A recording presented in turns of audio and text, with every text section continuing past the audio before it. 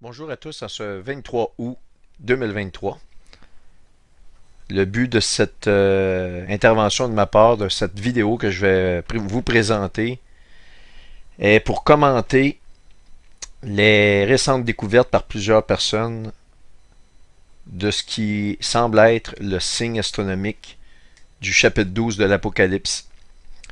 La plupart d'entre vous le savez, il y a plusieurs personnes qui ont fait des vidéos là-dessus. J'en ai vu plusieurs d'ailleurs. Et j'ai été interpellé par cela. Et un des premiers qui m'a vraiment... La première vidéo que j'ai vue à ce niveau-là, qui m'a vraiment mis à cœur de faire cette intervention-là que je suis en train de faire, est Joël Nadon. On voit ici le visage de Joël. Il a publié une vidéo Apocalypse 12 revisitée il y a 8 jours de cela. Et c'est une vidéo très intéressante dans laquelle il montre la possibilité que le signe astronomique qu'on attend depuis longtemps du chapitre 12 de l'Apocalypse se réalise à la fête des trompettes cette année. Maintenant, vous n'êtes pas sans savoir qu'il y a eu depuis longtemps, la plupart des chrétiens ont proclamé que le 23 septembre 2017 était le grand signe astronomique du chapitre 12. On voyait ici, je vais y aller très rapidement parce que je vais y revenir là-dessus. Je vais vous donner exactement le fond de ma pensée au sujet de ce signe astronomique-là. En fait, on voyait ici Jupiter qui était comme 42 semaines, comme le temps d'une gestation dans la poitrine de la Vierge, pour éventuellement venir à la naissance, aux alentours de la fête des trompettes.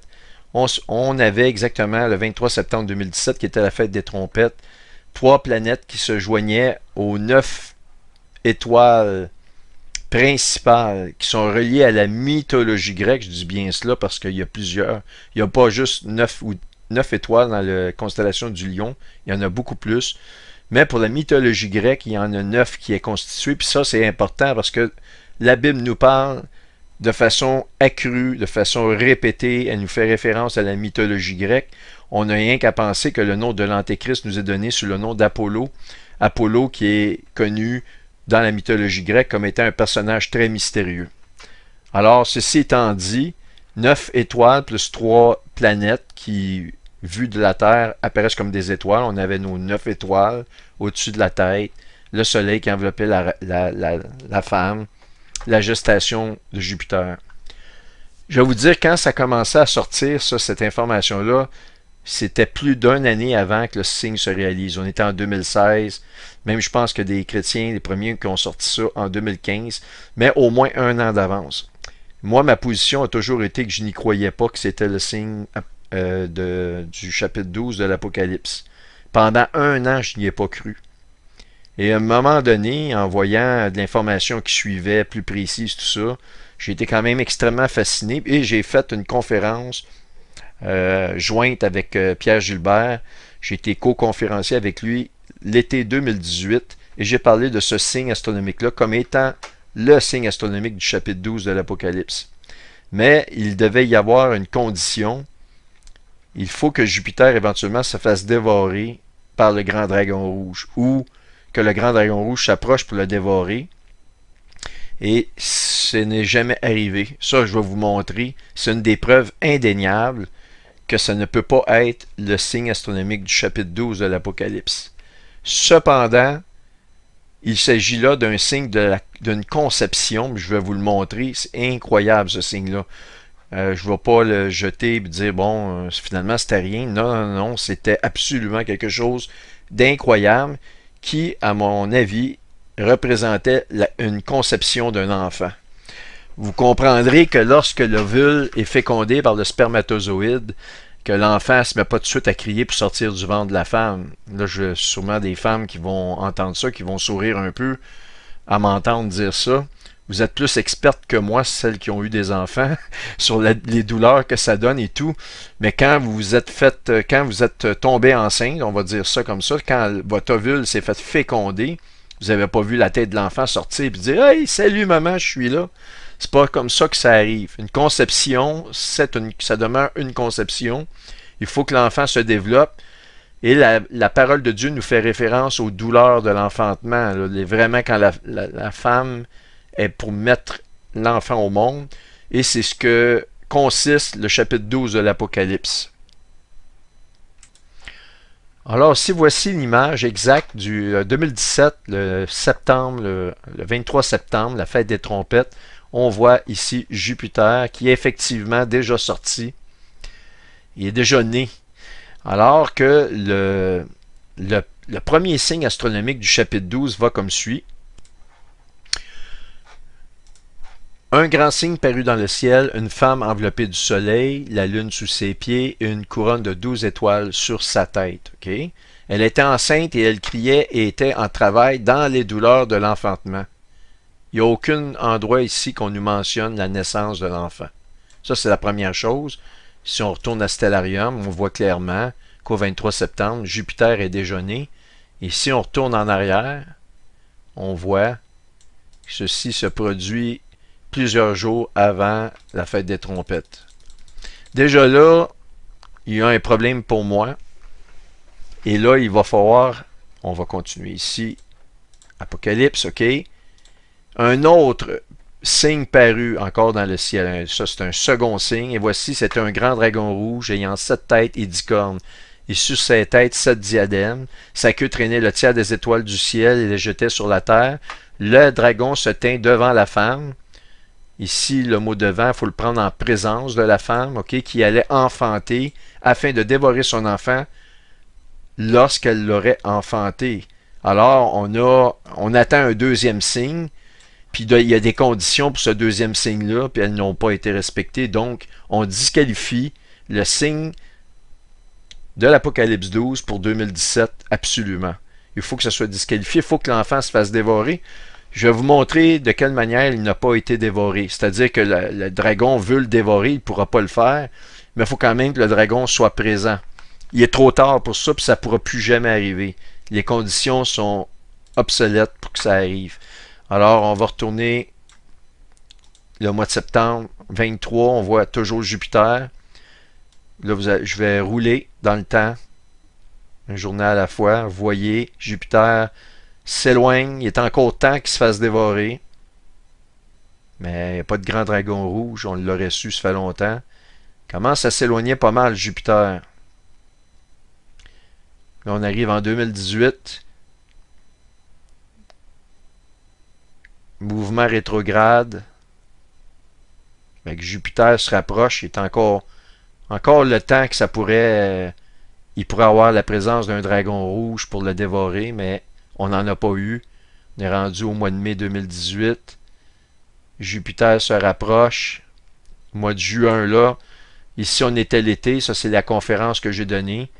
Moi, je m'attendais que cet automne, qu'il y ait un grand dragon rouge. Sinon, écoutez, oubliez ça. Ça ne peut pas être le signe astronomique. Même que je vais vous démontrer que les deux signes doivent être très rapprochés finalement. C'est ma conclusion. Quand je vous dis rapprochés, c'est que les deux signes vont se produire pendant l'automne d'une certaine année, mais le même automne de la même année. Alors, on continue. Et on est au mois de juillet, mouvement rétrograde, et Jupiter repart. Là, on va arriver à la fête des trompettes bientôt, 2018. Toujours temps que le dragon il se présente pour essayer de le dévorer, mais il n'y a rien eu. Et là, je vais aller en 2023 pour sauver du temps. 2023, on va aller, on est le 23 août. Voyez-vous, là, Jupiter est rendu dans le bélier. Écoutez, par rapport à la constellation de la Vierge, c'est très, très, très, très loin. Voyez-vous le Gémeaux. Là, ici, Jupiter est ici. Là. J'ai de la misère à vous montrer la Vierge. Il a fait environ la moitié du chemin.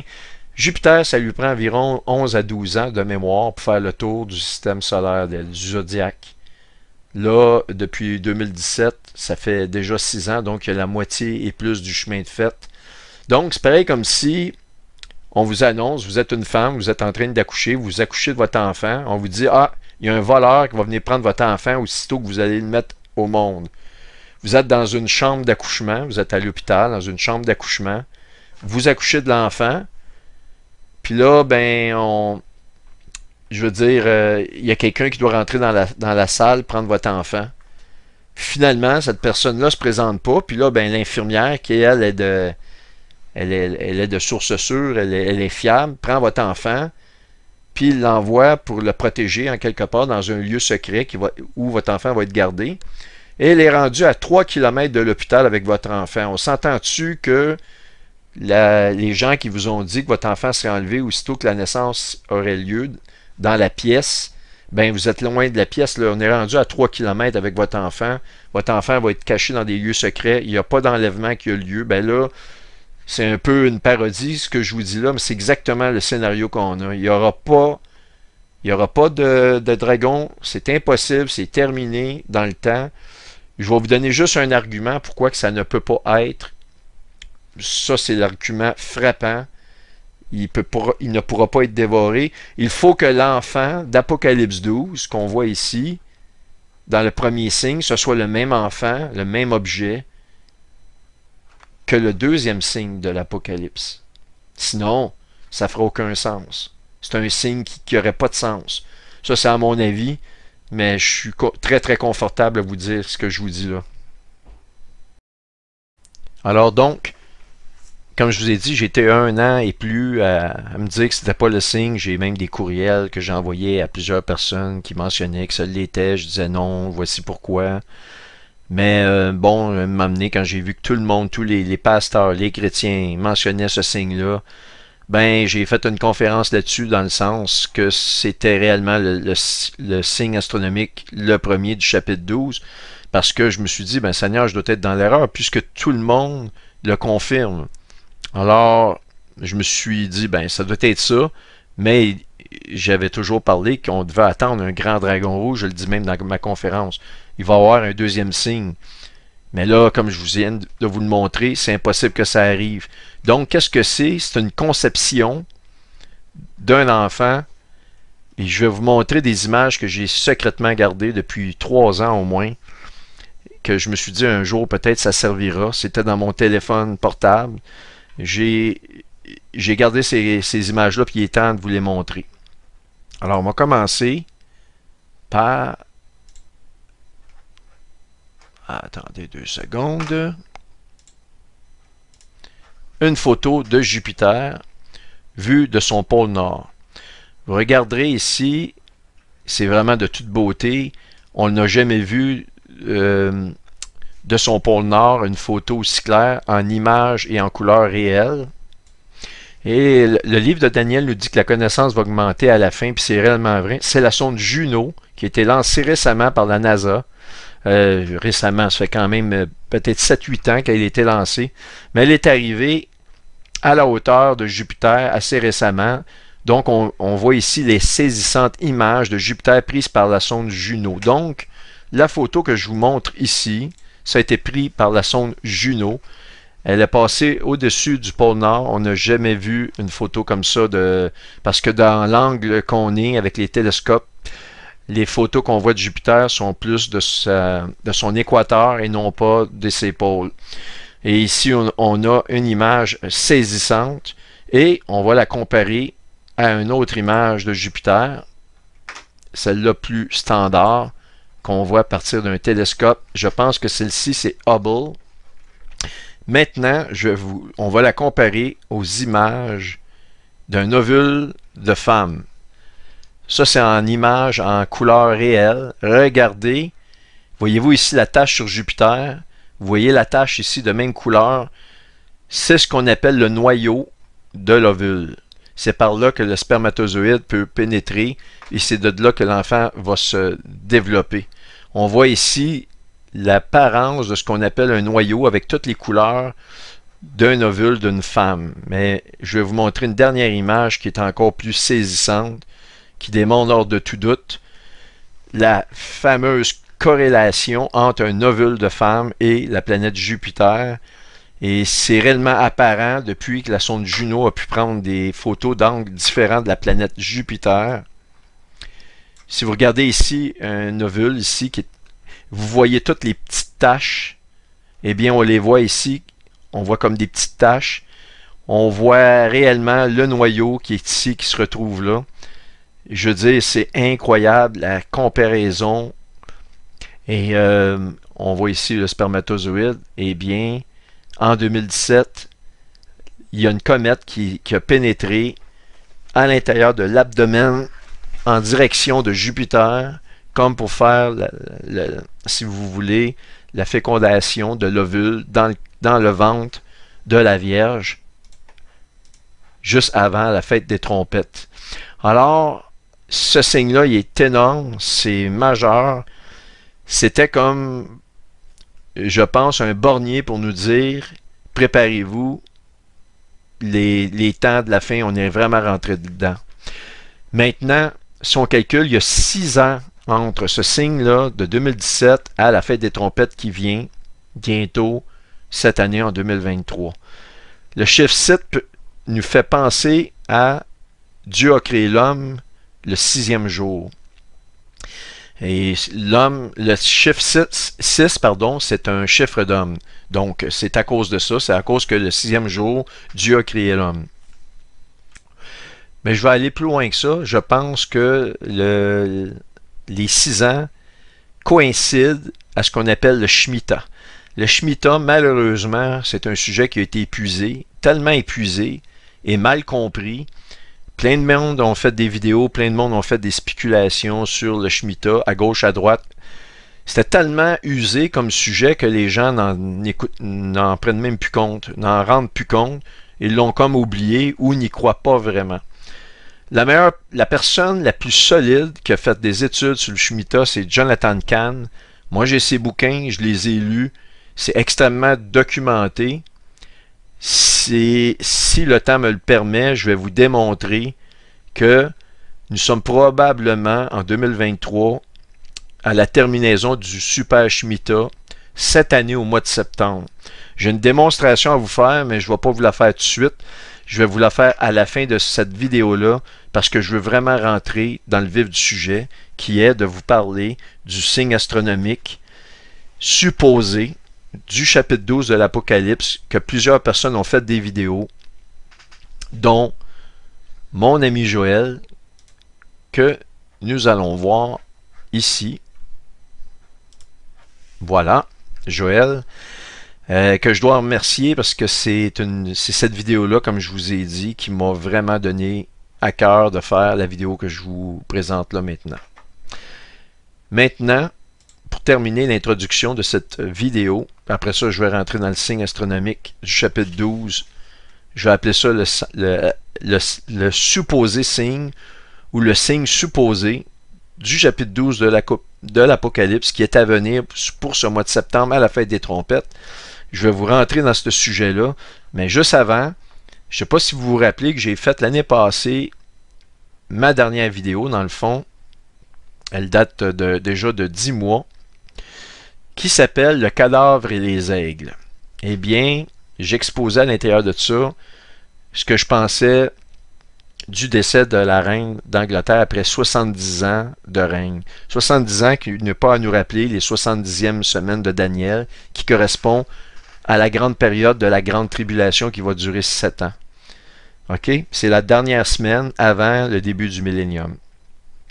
Et ce que je mentionne à l'intérieur de ça, c'est que c'est le Seigneur qui se fait demander par ses disciples, c'est quoi les signes de la fin? Et comme j'ai mentionné déjà, les signes de la fin, il y a des tremblements de terre, il y a des choses qui sont à plus ou moins long terme, mais quand le Seigneur dit, et là où le cadavre au singulier est, s'assembleront les aigles au pluriel. C'est une phrase tellement singulière, tellement spécifique. Ça doit mentionner un signe que lorsqu'on voit ce signe-là arriver, eh bien la fin est là. Il n'y a pas comme 5 ou 6 ans de délai. Et comme bornier, je me suis dit, ça doit être 1 année maximum. Eh bien, je ne me rappelais plus la date du service de la reine et j'ai été vérifié, c'est le 19 septembre l'année passée. N'est-ce pas extraordinaire que le 19 septembre de l'année passée correspondrait au lendemain, la première journée d'après la fête des trompettes cette année, qui est le 17 et le 18? Wow! Sérieusement, là, je crois que vous devez prendre ça comme un très grand avertissement. Et surtout, j'ai pas produit beaucoup de vidéos. Si me suis donné la peine de le faire, c'était pas facile pour moi, je vous le dis, là. C'est probablement, écoutez, on peut être sûr que c'est ce que le Seigneur voulait dire, mais jusqu'à preuve du contraire, j'ai jamais vu de meilleure explication que ça. Et c'est réellement ça pour moi qui marque toutes les paroles du Seigneur quand il dit là où le cadavre est, s'assembleront les aigles. Alors, sans plus tarder, on commence avec les signes, les explications de ce que je pense du présumé signe de l'Apocalypse de cette année. Est-ce que, selon moi, ça va être réellement le signe astronomique du chapitre 12 de l'Apocalypse qui va arriver ou pas? Alors, je vous donne mes explications.